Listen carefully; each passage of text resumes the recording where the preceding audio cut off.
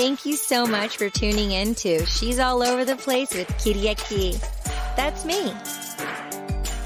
Welcome to She's All Over the Place. I am so excited to have you here. I have a very special guest today who is making moves for the last 25 years in entertainment through advertising and being authentic. So her name's Jill Strickman, and she has a beautiful company. She's the founder of Genuine. It's a real people company with over 25 years of experience casting real people and who have compelling stories for consumer and healthcare advertising. All right, cool. She's a casting director, rock and roll. And today we're going to discuss women in business and media, business entrepreneurship, authenticity, connection with people and conversation, telling real people's stories, ethics in advertising. And, she's all over the place. So we're definitely going to go all over the place. So this episode is specifically focused for women empowerment. So I brought Jill here. She's a boss lady. In addition, how other genders can support, females in divine femininity. So it's not just, labeling, just women, but, it's important for everyone to be on the same playing field and to be fluid. So welcome, Jill.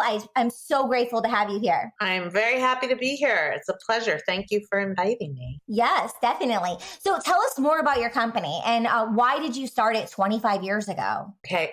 So the company is called Genuine, the Real People Company, and we find real people for well-known brands for everything from Super Bowl commercials to consumer and healthcare testimonials to internet content that's viewed by millions. I was a photographer working for kind of a famous photographer, and he went into film and he always wanted to use real people in his work. So I kind of switched, and then I decided to switch from photography to being a real people casting director. And I never even knew it existed.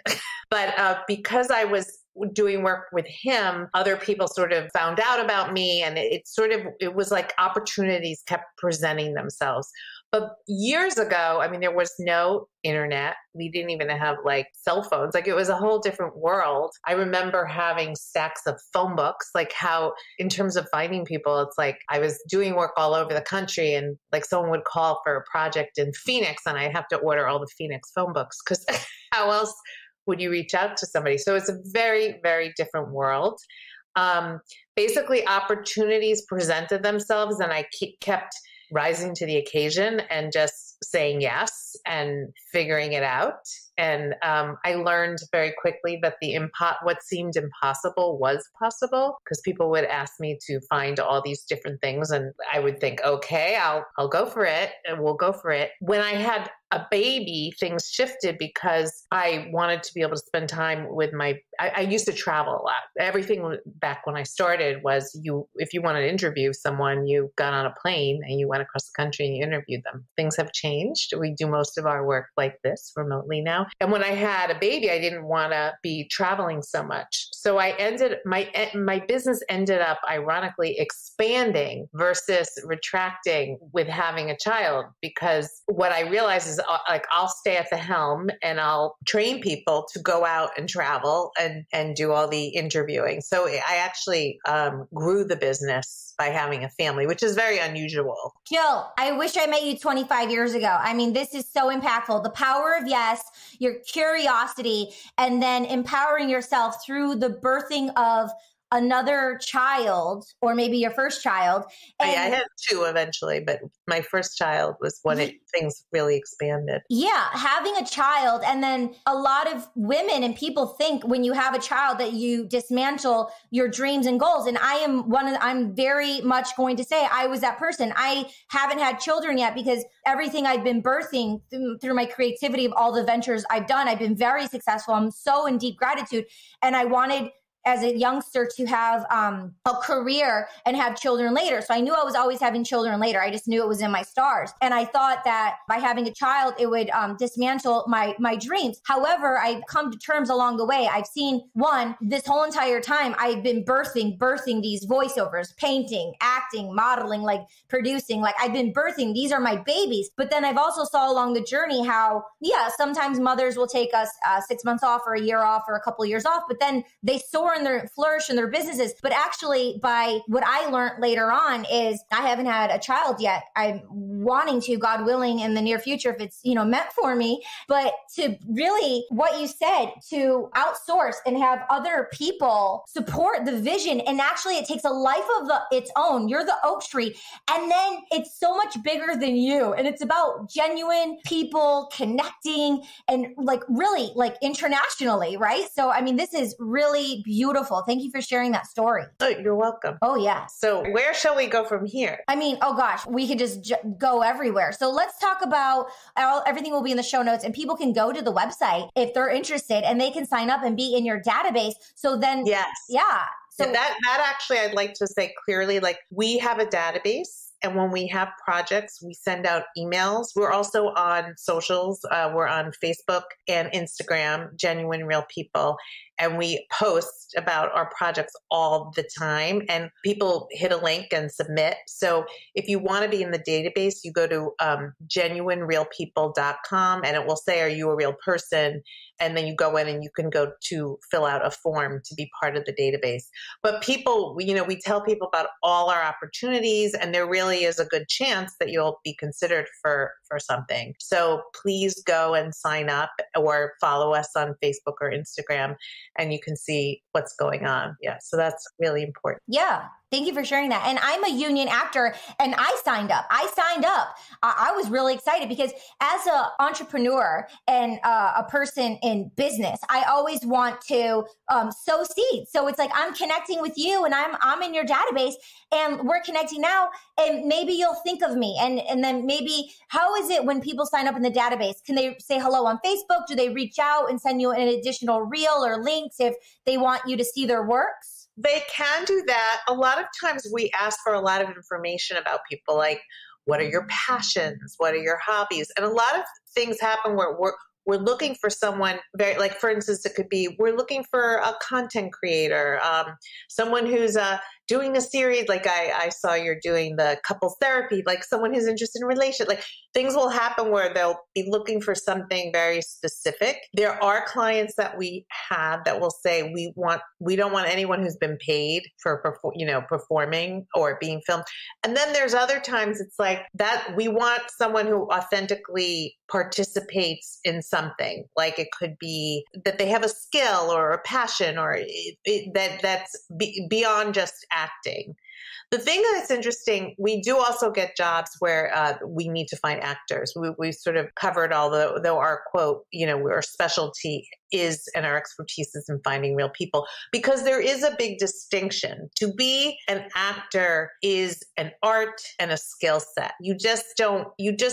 People think like, oh, I want to be an actor. Like it doesn't work that way. You can't, like, people will come to us and say, oh, well, we'll script the real people. And I'm like, it's so hard to read a script well. Like that's such art and a skill. Yes. And a real person really cannot do that. They just... Oh, no. Like what happens is, it's so funny. I've been in so many acting classes, like with Susan Batson and Leslie Kahn. And what happens is all of a sudden an actor gets on film and their shoulder goes up to their ear or their lip goes to their eyebrow. And it's like weird things start happening when you're not using your language, because we have thousands of, muscles in our tongue, and like things start happening when the camera comes on. And I'm an actor and I study the craft, but still, I mean, it's, I still, I know the fourth wall and stuff, but still there's that level of how you respond to it. 1000%. So a lot of people think, oh, I can do voiceovers or I can just do acting. It's a craft, and it's a craft. It's like being a writer. You're like, totally.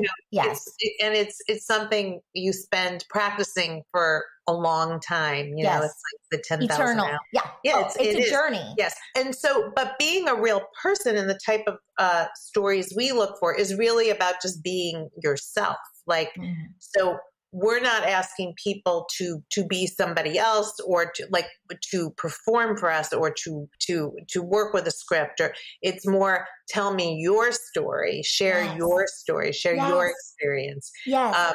So that's very different. And an actor can also share their story, but it's coming at it from a different lens versus asking them to be an actor. You know what I mean? It's more about them being themselves and sharing themselves. That makes sense. And I want to dive into what you just said about sharing the stories and how more and more people are becoming more communicative about being authentic and trusting and sharing stories. I want to dive into all that. But first, to end cap this whole bit. So during the pandemic, this is probably a whole nother conversation, but so I was getting some auditions like, we want real people. And it's like, oh, I was with my mom, my dad, like I was with like everyone. I'm like, yo, these are real people. They could get some real money. And it was like a Verizon commercial or something like that. And they were all non-union except for me, but I've never done like a cell phone thing. So I'm like, oh, okay. I asked the casting director, she's like, yeah, just go for it. Cause like you haven't done anything. And cause they want people who haven't been like in a spot like that. So we went out for it. We had a call back. It was really cool. We didn't book it, but I was seeing these commercials online of like these real families and they're shooting from home. So you hire not only real people, but like, and union people, but then you can take like, if there's union actors, because there's a lot of entertainers on this tuning into this podcast. And I have a lot of youngsters, a lot of like 13, 14, 15-year-olds too.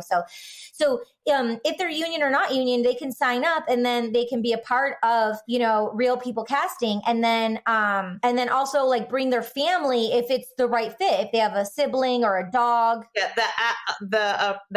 So there's union, non-union, and then real people, and non-union can also be real people too. Yes. But there are many times where it will be like, well, one person in the family can be an actor and then the rest of the family is just the family. But that's a great way of casting families, because it's quick and everyone can get involved and the actor can kind of lead and tell, like, wrangle everybody of what they're supposed to do. But there is now even self-submissions, right? Like we don't bring people into the studio very often anymore. Right now, maybe that will change. I prefer it. I think it's quality over quantity. I think our time and our energy is well spent with more self-care and self-love because we're emotional beings, especially being an entrepreneur, being an actor, being in entertainment, like as an artist. We need to be vulnerable and open and like real and raw. So there's like a transfer of energy and we can pick up other people's energies, especially other talent and production teams. So I think it's almost better like to get a vibe like virtually for energy, to protect that sacred energy, and we can use it in a better way. Oh yeah, preserve. When I do my reads, when I work with my coaches, they're like, yo, like you're killing it. You're doing like really well. And because I have this extra 45 minutes just to sit there and pray or meditate, to look over my characters, to really focus myself instead of like driving to one thing in LA and then driving to 4 things around town. And I used to change them, I had a whole closet in my trunk, so it's the quality of the energy, right? And the space and the time and how we connect with one another, it's super important. Interesting. I do agree. I think across the board, people have been given more time for self-care during this. That's been one of the lessons of our pandemic. Like suddenly they're not communing. But it is interesting. You're talking about like when you go for an audition and you're in like a waiting room with all this other talent and all their energies, it's like a whole thing unto itself, right? Like, it is. So because we have collective energy. They, people who are into praying and meditation and consciousness, when they say like when people have a rain dance, for like making, if rain needs to come, or like people, when they yoga, community, prayer, when you meditate together or somewhere, that it's more powerful. So imagine being in a room with all this talent and they're all on their electronics and they have so many things going on, but it's cross-wired. It's not a collective, like we're all there to like work, make money, book the job and live our dreams. So there's that collective consciousness, but I just think it's a bit haywired. So, yeah. Yeah. Interesting. Yeah. Often I think the only time we see people sometimes for a callback, like if they're really, they might bring people in if they're available close enough. But so everything's really changed, and the technology has given access to anybody. You're right, like someone who's not trained to experiment and be creative. As you said, like with getting your own home stuff going on. But it does take across the board. It all takes energy and focus. to be participating. Yes. However you are participating. Real quick, since you mentioned that, I just want to say, like, I'm not an affiliate with Amazon or whatever, but like you go to Amazon and you just type in like lighting tripod. It's $27. It's Amazon choice. It's a tripod. It's amazing. It has a ring light. You put your cell phone like right in the center. There's a hook. It comes with a Bluetooth remote where you can start and stop yourself. Like instead of using my Sony a6500, some fancy camera, which is amazing, like I'll just have good lighting and just press start and stop myself. And because a lot of times actors, like we're by ourselves, or like if you're a real person or anything, you're by yourselves. And if you can source within instead of sourcing without, then it's going to be more effective and you're going to have less nervous energy of getting it right, the perfectionist syndrome, the imposter syndrome, all that jazz. So let's just nix that out of the way and you can get it for $27, It's amazing, right? Yeah, it's so good. Yeah, and one thing before we dive deep into that other thing we're going to talk about, since we're on the topic of the business side, any advice, I'll start with maybe one, and then any advice through your 25 years of experience, I want to talk about like negotiations and payment and contracts. So Jill has been in the game for over 25 years. So she knows what's up and works with the biggest brands and probably the newest boutique brands. So the full spectrum, and it's about quality content and ethics, morals, and values, right? So she knows what's up and she's a business woman. So she's been around the block. So like if you go somewhere like Craigslist, maybe you're not getting the best deal. And like a lot of these things, they can sign your life away forever, or like, so there's terms, there's always new negotiations with new media, with the YouTube, with, the new ways people can view, not just, TV, there's the streaming contracts. So you want to check in if it's a 6-month contract, 1-year contract, just know the contract before signing anything. And like, if you have an attorney look at it, honestly, you pay no fees to an entertainment attorney. They take 5% from the deal. And if you have a friend, great. A lot of people maybe don't have that resource. There's a lot of resources out there like LegalZoom or whatever. I'm not an affiliate with them either, but there's places you can go to find an entertainment attorney that doesn't take money from you. They just take 5% for doing your deal. You want to make sure you're not signing your life away. A lot of artists I've seen so many times, they blame and shame the company, the casting director. And blaming is so immature. Blaming yourself is immature. Blaming anyone is not business. It's not show blame. It's show business. So you're signing a contract, you're getting a cool opportunity. That's all great. And I'm so happy for y'all. But show up. And, I've had to turn down a lot of beauty campaigns and stuff because they're just going to use your rights for like ever. And you might not want to take that deal. So that's my 2 cents about. I would love to hear Jill. Take it away, please. So what's interesting in terms of contracts, when we're given a project as part of our initial specs, it's what's the usage? How is it going to run? How long is it going to run? What's the payment? What are their conflicts? So if you're in SAG, you're protected because there's a structure. So really where it becomes an issue is when you get in the non-union realm. SAG does have some caveats now for non-professionals where they don't have to pay the SAG contracts. But I think what often we try to do is when we put something out, we try to put the terms out really clearly. Like, this is what you're going to get for the day. And then if you are edited in, this is the usage and this is how long it will be. And we often, it's this term in perpetuity, which is the one to flag. If it's in perpetuity, they could use it forever. Often they don't, use it forever. But that's the one where we're always trying to say to the clients, just put a 2-year and then it could be renewed. But often, great. Thank you for that. I appreciate that. You're putting a fork in the road for humanity, for the natural business. So you're doing that. It's really important. However many years, and then there's an option to renew and with the same terms. Like, that's often what people will do.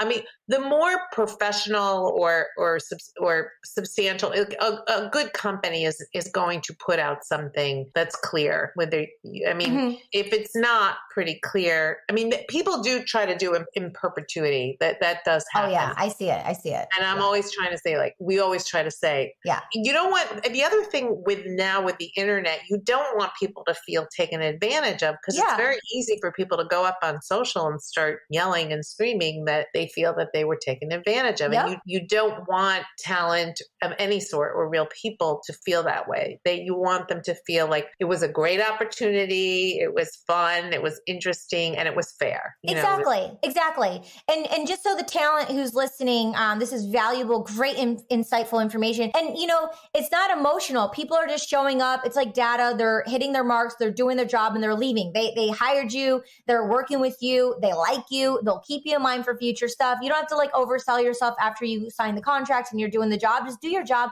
Do a great job and then leave and just say a prayer in gratitude and just be kind and spread some goodness, and if you sign a contract and you can't talk about it on social media, don't do that. That's a very big no-no, even though you're excited and you want to share these things, but harness that energy, Thank you. Thank you for sharing that insightful, beautiful information. It's so important. Great. Yeah, and I think when you see opportunities, it's good to ask what the terms are. Like what upfront. Like try to get information up front. Because you don't want them to book you and then you go on a set and you don't know what's going on. That's when it gets uncomfortable. Like try to find things out up front. Often, when someone starts bringing a lawyer in at the end of the process, sometimes it's like, we're not, these are the terms. Either they're going to accept what we're offering or they're not. There isn't, unless it's a really big project or in the actor world, in the non-union and real people world, they're not going to, it is what it is. And you have to look at what it is and decide if you're going to do it. And,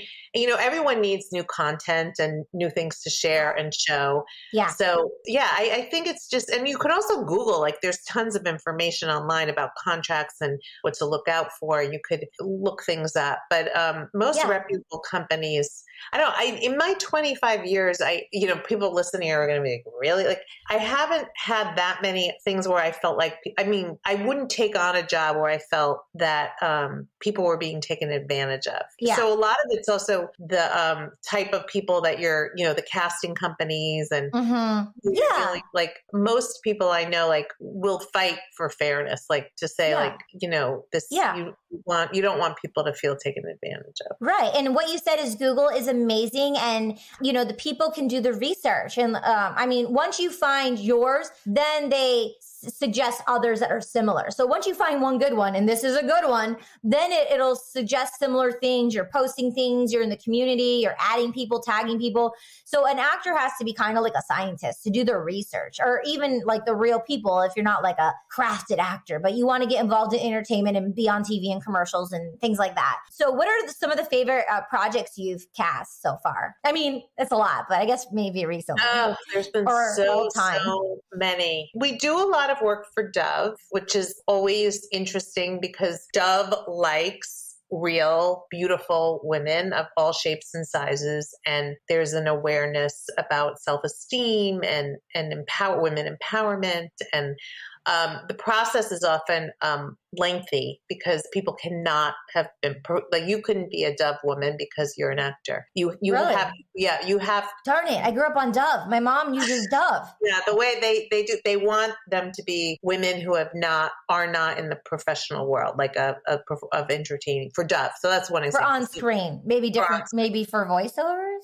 Voiceover, they may use talent. Yes, that's true. Voiceover, and especially if there's a lot of scripts and things like that. What else have we worked on? Recently, we worked on a healthcare.gov campaign, which were people who got their insurance through healthcare.gov and how that's helped their lives. We do a lot in the pharma space with people with all kinds of conditions. Wow. That's big money. Big pharma. Oh my God. I did a commercial one time. I got so much money from that commercial. It was insane how much money they have. Yeah. What was it? What was the disease, the condition? What was it? Geez, what was it? What was it? Geez, what was it? Oh gosh, it's not coming to me. It's, I don't know. It was like some little pill of a Tic Tac. It was to help people with something. I don't remember. don't remember what it was. It was a union gig though. It was union. It was like it's nice when you get all the residuals.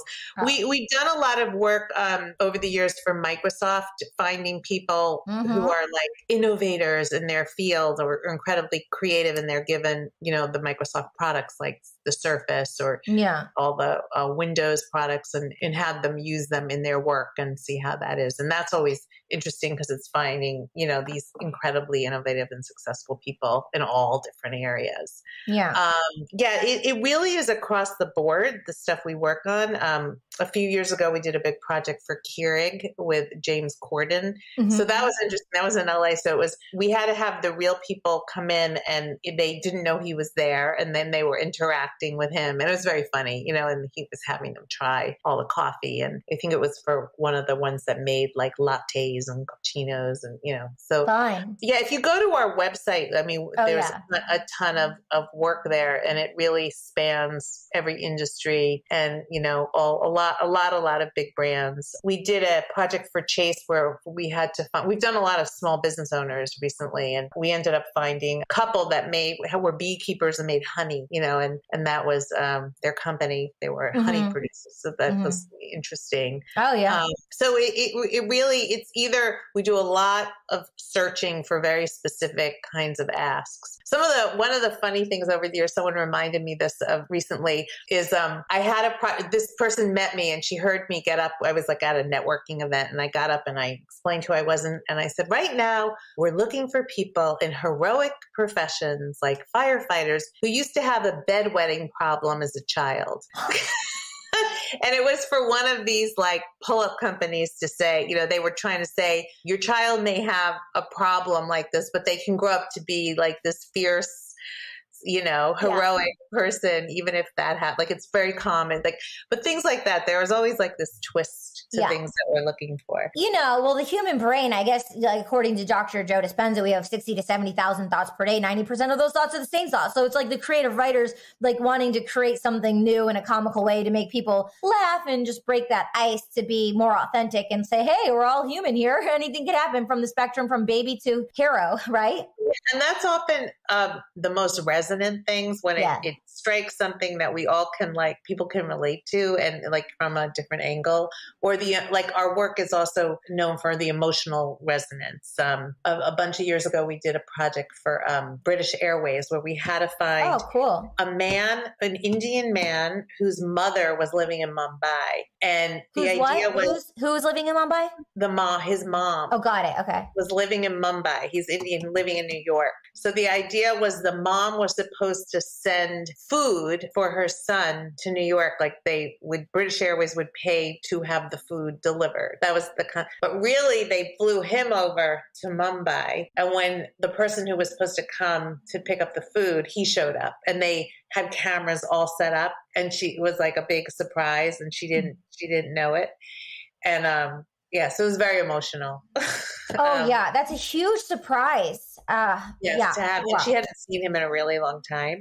Wow. So it was really, and they had food to eat because she had cooked the meal.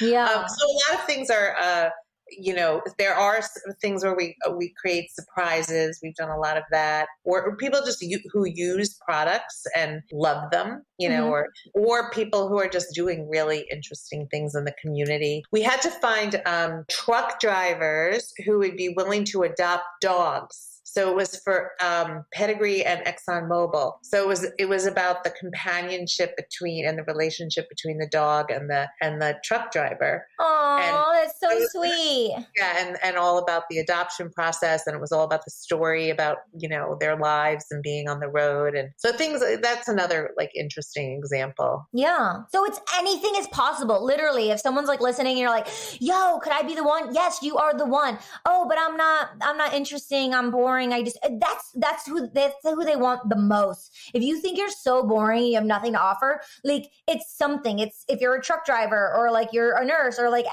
not to say those jobs are boring, but it's just human beings. One of my producing partners said to me, you're just so used to yourself. We get so used to ourselves, we don't think our uniqueness is in there, but to someone else, we're brand new, Yeah, so, and it could be something very basic, it's sort of universal problems or issues use or what we share. And it's really about how people share their experience and their stories and their everyday lives, you know. So now that circles us back to around what I wanted to talk about is, so you're saying real people. So like, just be you. We just want to see how you are. If like, okay, here we are having a conversation and how we were before the chat and how we are with, you know, my mom or my whoever, just how we are. So how are ways people can show up of who they are when one is still discovering who they are? And a lot of people don't even, like, some people know who they are, but some people don't go on the journey of self-discovery to know who they really are. And so what are some ways for people to discover who they are and then show up and bring that to, you know, the project? You know, what's interesting is often when we put something out, it's very structured of what we're looking for. So it's someone who fits. We're screening for a certain type of person, whether it could be anything that we're screening for, but you know, someone who can juggle, like I'm making this up, but like, or someone who has a skill, or someone who has had a certain type of experience, or a mom or a dad or someone who has siblings. So they're coming to something that has some sense of a structure. But what's interesting is really it's about what you described earlier on in our conversation, where, you know, it's finding your center and finding your calm and being comfortable with who you are so you can be open and you have access to all, like, it's really just showing up as your best self by taking care of yourself. You know what I mean? Like not being anxious, not being worried, not overthinking, you know, just being open. And to get to that place, like we were talking about, people have different processes to get there, whether it's meditating or breathing or going out for a run or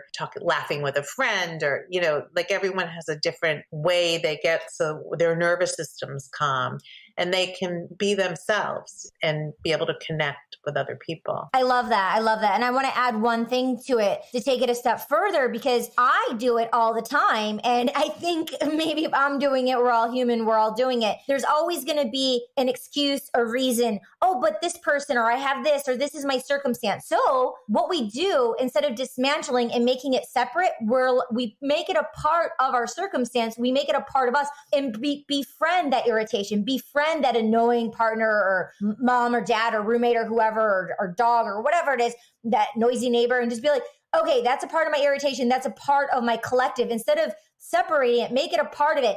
And then take a deep breath through that and utilize that through your work, because it's who you authentically are in the given circumstance of the now. It's not maybe who you want to be. It's how you don't want people to perceive you. But when we see people, it's like we know within 3 seconds. Like we read someone, like we know. It's like an intuitive hit. Our hearts are so powerful. We have over 40,000 neurons in our heart alone. Like our hearts are so powerful. So it's like when you're showing up, no matter what you say and what you do not say, people feel the energy, even through a virtual. People are smart. That's why it's like when you're watching films, commercials, and that's why it's so intuitive of what Jill does in her work, because when people are watching the screen, just by visualizing, people are going to collectively pick things up because we're energetic beings, and we're going to have that intuitive hit, and we're going to know like this is like off, or like, that's so funny. What made that funny? Because it just was. But you have to bring it all to the table. We have to just show up with all of who we are and be like, roar, and just like, this is who we are. And it's like, you know, it's like a bit of this and a bit of this. It's not going to be a polished Monet. And if you've seen Monet, it's a bit wavy. You know what I'm saying? Absolutely. Yep. And that's real and genuine, right? And it's but it's being able to have access to all of that stuff, you know, and also just being present, you know, coming and taking a risk, like putting yourself, I guess you said, you got to put yourself out there. You got to put energy out, right? And you have to, you know, like especially with this type of thing, like you have to apply to possibly have the opportunity. It's like anything in life. You have to kind of lean into it, like go out there, take a risk, and sometimes it's going to work out, sometimes it's not, but you'll learn along the way. And just the experience of doing it can be very interesting and illuminating. Yeah. So what you said earlier, the power of yes, showing up, applying. You might have this knowledge, but actually hack it and apply it. Because we could go all day having all this information once we have the research, but showing up and saying yes, which deep dives me into what are some takeaways you can share with the audience of, you know, impactful quality choices for showing up for oneself in business, to pivot, to scale, to make money, to monetize? And what are some things, take it away on a personal and or professional level what are some do's and don'ts that you've learned along the way that can utilize for others to walk upon their journey for success? Wow, that's a big question. we have all day, but I mean, go all over go all over. What have I learned? And it's interesting because when I was growing up, I had no idea that I think I knew about casting directors, but being a real person casting director, like what I have created, I had no idea existed, like just zero idea. And it was being open to opportunities and using my skills and what I was good at, like following that trajectory that led me to finding this niche. And I think what's made us successful is we don't overpromise. So I think it's really important to set realistic expectations and then to be able to go beyond, like exceed the expectations. I think sometimes people will go into situations and overpromise and underdeliver. And that always kind of leaves a sour feeling at the end. Where if you go in with realistic expectations and then the outcome is even better, you end up in a positive place. I don't know. I have a question, if that's okay, because I want to dissect that, because there could be one person who has a realistic expectation. Let's say we write those down, but some people, their egos, or they have so much trauma that they've been told no and to play small. Their realistic expectations might be very small. However, on the opposite side of the spectrum, someone like me who grew up reading poetry and Greek mythology with fantasies and Mark Twain, like sky's the limit. So my practicality might not be as practical as a practical could be. So how can one kind of find the happy medium of having a realistic practical goal? What does that mean if you haven't, like yourself, when you didn't pave the way, you went through curiosity and you created from the clear canvas and created something which is the ultimate mastery of love and the ultimate divine way of being here on the earth. So, I mean, it's such a gift that you empowered yourself to do that, but it's a gift and not everyone has that gift. So what are some practical steps for people who need to find that happy medium of finding big dreams? Here are the lowest, but here are the practicals. And how many should we have? Like 3 to 5? Well, I think having big dreams is wonderful. And I think I'm not saying at all we shouldn't have big dreams, but I think we have to in order to achieve a big dream, you have to break it down into small parts to get there. And you have to start, so and I think everything is a process. You're not necessarily, and you have to be open to opportunities because, there's a path along the way. And then sometimes something big happens and you have to be willing to jump, it may be a big stretch to get there. But I think being realistic about, but it's like I say, the impossible is possible. So, and I'm saying don't overpromise. But even in that, like, let's say someone comes to us and asks for us to find something that seems impossible, we can say, okay, this is the vision, this is our goal, and these are all the strategies we're going to work to get to that goal. We don't know exactly what's going to happen, and along the way, we're going to communicate what's going on, what obstacles we have, our solutions to getting around them. I think it's more digging into the process and being authentic along the way without being negative or like complaining. You know what I mean? Like, it's like, setting goals, breaking them down into smaller goals, celebrating all the victories along the way. But I think big dreams are are wonderful, wonderful. But then break it down into littler ones to achieve so you could gain momentum. And I think that's kind of a roadmap where one has to, when they're an actor or like researching to get involved in any job, that's the interpersonal work that one needs to have, the self-discipline to kind of have a journal of writing down all the big dreams, then writing down practical dreams, and maybe writing down things where maybe I play myself small and this is what other people have that I would like to have, but I don't feel like I'm worthy enough. So it's like there's different sectors of it for a big overall thing. But then it sounds like through the journey of that, having 1 or 2 trusted sources of people you can communicate with to put brainstorming ideas out there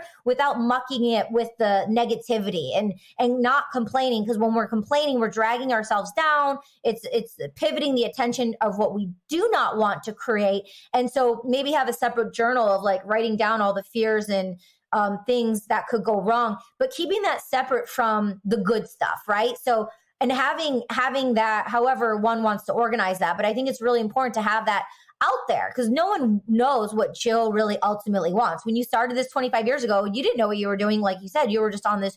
I was just I didn't plan it out at all. I had opportunities and I went for them, and one thing led to another. Yeah. And I had to learn quickly, I'm paying people. I better get a payroll company. What you need along the way. It wasn't like a big planned out company, which is for some people, their companies are more planned out than what my experience was. But I also think, there's what you're talking about are we can have big dreams and big ideas. And then a lot of our we get triggered and our old wounds and our psychological issues hold us back. So I think like this idea of it gets intermingled, unfortunately, but you always have to work on that.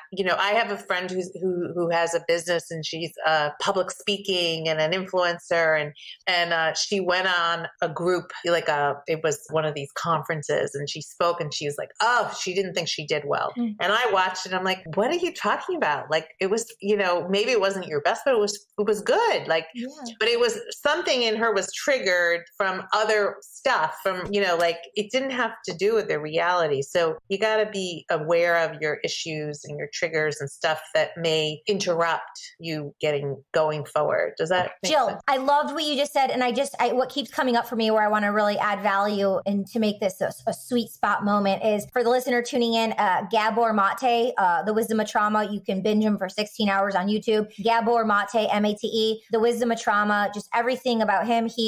To break down trauma and to understand that we're all, traumatized from the start at the beginning. Also, a couple times coming up in the conversation, what came up is the 4 Agreements by Miguel Ruiz, Ruiz. Miguel Ruiz, the 4 Agreements. There's 4 agreements. And the one thing you were just mentioning in your story is for your friend who's the speaker and for the people tuning in and for ourselves. And in the beginning of the day, I'm going to do my best today. At the end of during the day, I'm having a day. I'm doing my best. At the end of the day, I did my best. Or, I didn't do my best, but tomorrow I can maybe do better. So all we can do is our best. And my best 100%, right? Even if I do 80, people are like, oh my gosh, because all of our energies are different. So your best 100 is going to be so different than somebody else's best 100. So have that space. I always say the 80-20 rule. Have the space, do your best at 80% and let people think oh, that's your best. But keep that 20% for the unknown, for the pivots, for the excitements to jump up and down and the opportunities that come about. But have that space for self-compassion and self-love. And we're human. And the audience and the people know. And if you have to do another take and stuff, they know we're human.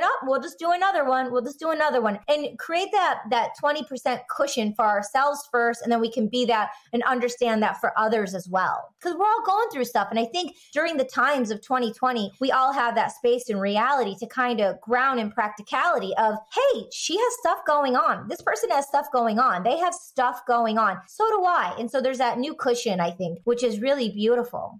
That's one of the silver linings, right, of pandemic life. Yeah, definitely. Cool. Okay. So what are some things not to do when you're a talent trying to reach out to casting about opportunities? What are some things you just don't want to do? I think a lot of people reach out to me a lot just randomly, send me pictures, and often we'll say, we're so busy working on what it will come in. It's oh, if they don't apply to what we're working on at that moment, it kind of gets lost. So different casting directors and companies have procedures. For us, I'd be go put yourself in the database because you're going to put in all this information about you. And we're going to let you know of everything we're working on. So you'll have access. I think it's following the protocols of people, what people ask, how people want you to approach them. I think it can be very overwhelming. Of course, if you have a friend or a family member who knows somebody, it's always nice to meet people in a social way.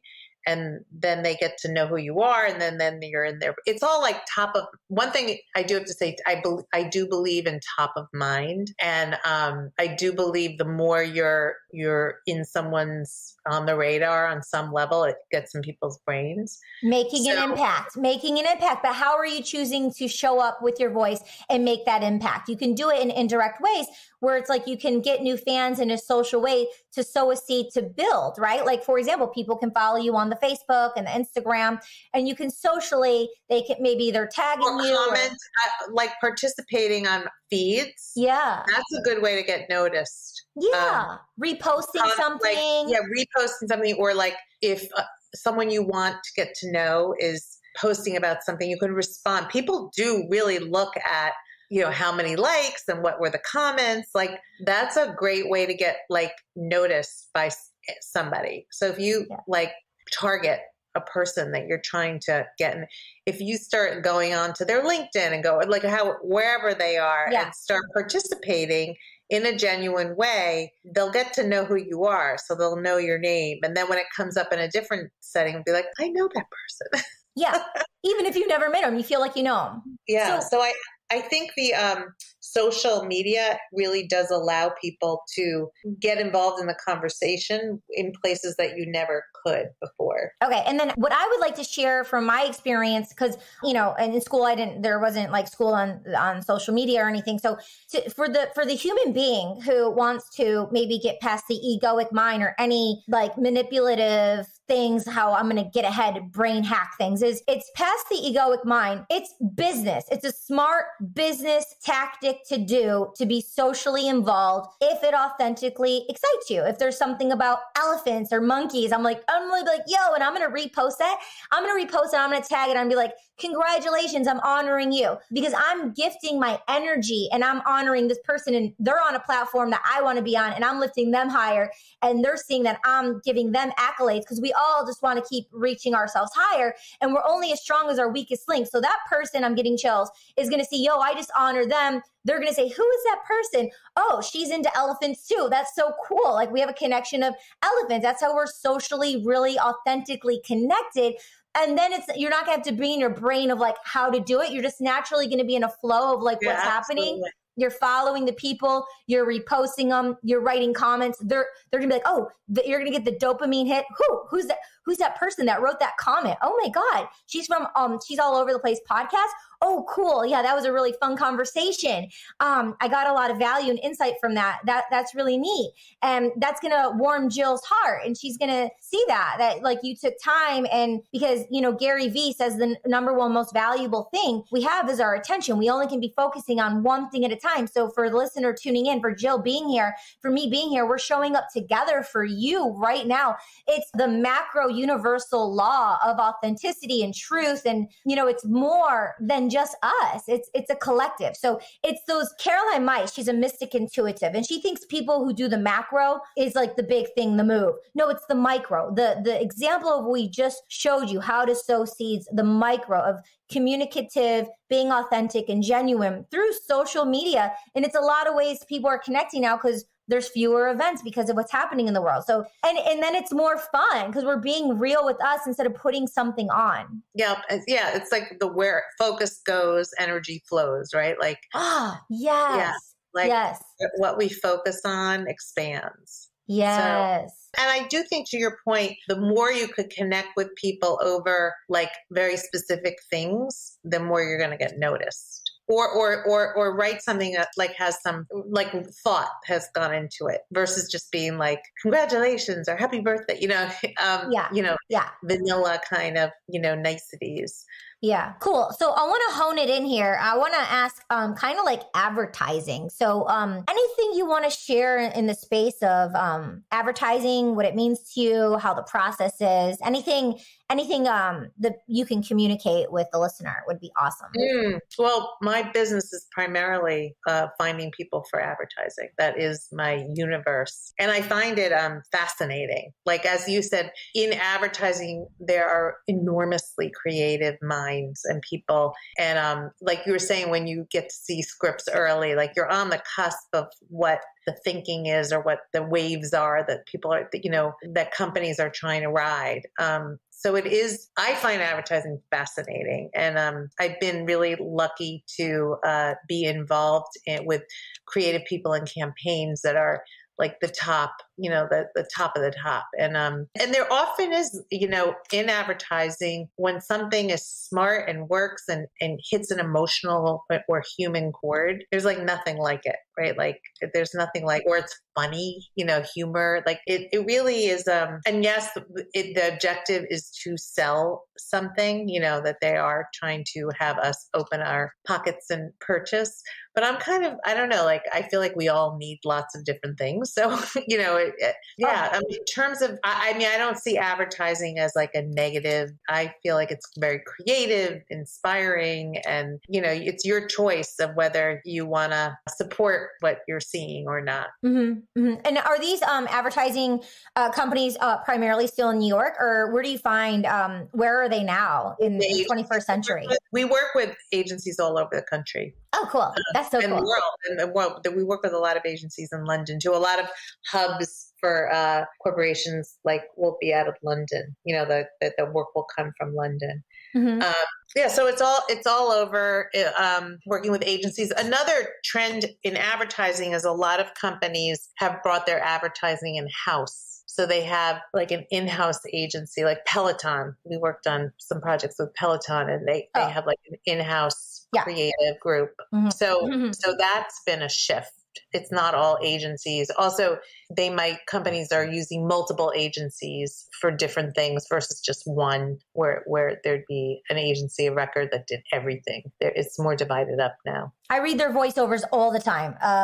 Good spots. And it's cool because like sometimes when you find they're in-house, but sometimes boutique in-house. But then sometimes if you have an advertising agency, like you get like a Gillette campaign, then they're working on so many other products, like, so it's like you can get an ad agency and then boom, you're like booked on maybe like 7 to 8 other campaigns that they could just. Someone will hear you or see you and remember. It's the same thing. They'll remember you and then they'll have something else they're working on. They're like, who is, like, often will be like, that person we saw for this, like, could you get them back for something else? Like that happens a lot. Yeah. So creatives tuning in, see what we said earlier, the importance of showing up, doing the work, doing your job, leaving the emotional stuff out of it and being professional. Because then when they're like, oh, who is that person? They're like, oh yeah, but she wasn't begging me for the next job. She wasn't like all emotional saying, oh, I hope to work with you again. Like just be obviously, yeah, I hope to work with you again, or, but be professional, like when you're like actually communicating and on set.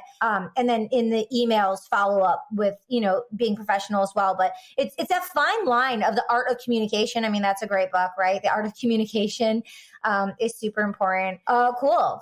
So, honing it in here, how can people find you, and any last words you want people to know? They can find it's genuinerealpeople.com. That's our website. And we are on Facebook and Instagram. I'm on LinkedIn as well. But go on and go into our database. That's the best way to connect because we need to use the database all the time. So it's our way of reaching as well as the social channels. But, when we put things out, we ask people to submit. Just submit, submit your story, tell us who you are. And it could definitely happen because we are always looking for people for all kinds of projects. Internationally, it doesn't matter where you are. If the client really likes you, they will send you all of the equipment. So don't stop yourself from... Well, now it's true. Like everyone sends kits now. Like there are these kits, right? The world has really just opened up. So it's fun. It's fun to, I mean, I guess as a professional, it's not always so fun because it's work, No, it's fun. It's fun. It's totally fun. The whole process is fun. Yeah. And you have to get into the process. Yeah. Get into, submitting yourself, doing a self-record, and just putting it out there. It's energy out. And the more energy you put out, it comes back, whether it's from that direct place or from somewhere else. Yeah. And what you just said, I guess my biggest takeaway from what you just said is what I said earlier about being self-sufficient. So just getting the lighting kit for the tech to be able to take myself for an audition because they know it's an audition. It's not going to be like camera ready for the TV or whatever. However, the most important thing I would like to share is through my journey thus far along the way, being self-sufficient. And then when something is stressing me out, or if I'm getting emotional or something keeps going and I'm only as strong as my weakest link, but I'm not talented or skilled in this area, I be vulnerable and I ask for help. And I get coached and I say what that thing is to take the pressure off. Or if I'm hired on something, like, yeah, I can do like 98 of these things, but that 2% over there, you might want to find someone else, because it's going to weigh me down for me doing that 90% of the amazing stuff I know I can do. Can we just offset that? And by communicating with people and letting them know, like, actually, I don't have a car, I can't get there, or, something. And, okay, well, why don't you just put yourself on the laptop on blah, blah, blah. Like, people will help you and give you information. Instead of dismantling and sabotaging and not showing up, just communicate what that link is that's going to make or break the deal. And then that person, like Jill or someone on her team, could say, hey, we'll just do this, because they are creatives. They have a million ideas of what you can do. They want you to show up and be the best authentic you in the moment of now, like not the perfect you or the you that you want to be in 10 years from now. Who knows if we're going to be here? Just now, like, do our best today. Mm-hmm. And everyone within this community, everyone wants to, like, we want you to be great, right? Because that makes us shine. Like, yes. We want to find interesting people. We want people to be at their best. No one's going against you. It's all, we want to bring out the best in people. Yeah. And you just gotta keep showing up. That's right. Yeah. Just showing up. Bigger than everything that what'd you say? Go ahead. No, I completed my thought. Okay. Just bigger than everything we've talked about here, like, work, entertainment, advertisement, money, deals, contracts, being human on the planet. We want to have fun here. We want to play. It's why we're here. Curiosity, fun, play. Let's hold hands and do it together. Although we may be divided by the unknown, let's learn and grow from one another. If we don't know something, ask. Like, it's okay. It's totally fine. Just have a lot of fun and play. Yeah, I love that. Absolutely. Yes. Yeah. Well, this has been an impactful conversation. And Jill Strickman, I would love to invite you back to She's All Over the Place one day in the near future. Anytime you want to come on, please. Let's have a coffee. Yes, would love to do that. Okay, cool. Cha-cha matcha, or we'll go somewhere. You pick the place. We'll go somewhere really amazing. I love matcha. Yeah. Okay, cool. We'll go to Cha-cha matcha. I love it there. It's so cute. Okay, sounds great. You are all over the place in the best and curious and energetic. And thank you. This was a lot of fun. Yeah. I mean, you're amazing. You're an angel. You paved the way for 25 years plus for me and so many fellow artists and humans out there. So I'm in deep gratitude for you and to honor you on the show. It's really amazing. You're an angel in the world, and just keep shining and spreading your light. I'm really grateful. Thank you. We need you. Thank you for having these conversations and shining the light so that people can learn from each other. Yeah, definitely. Cool. Great. Okay, everyone, you just tuned in to She's All Over the Place. So follow Jill everywhere, sign up, fill out the form if you're interested, because if you're listening, you probably are. Oh, and yeah, just connect with me further. You can just contact me, imaginekatie@gmail.com. I love you so much. Check out, my website, chinakis.com, and all the videos on the YouTube, Katie Chinakis. I love you so much. Be you, shine bright, do your best, pick up the 4 agreements. You'll love it. Also, his book, Mastery of Love, is amazing. So definitely check out Mastery of Love. All right, over and out. See you next time. Ciao. Thank you. Bye. Bye. Thank you so much for joining us. We'll see you next time. Kiriaki, over and out.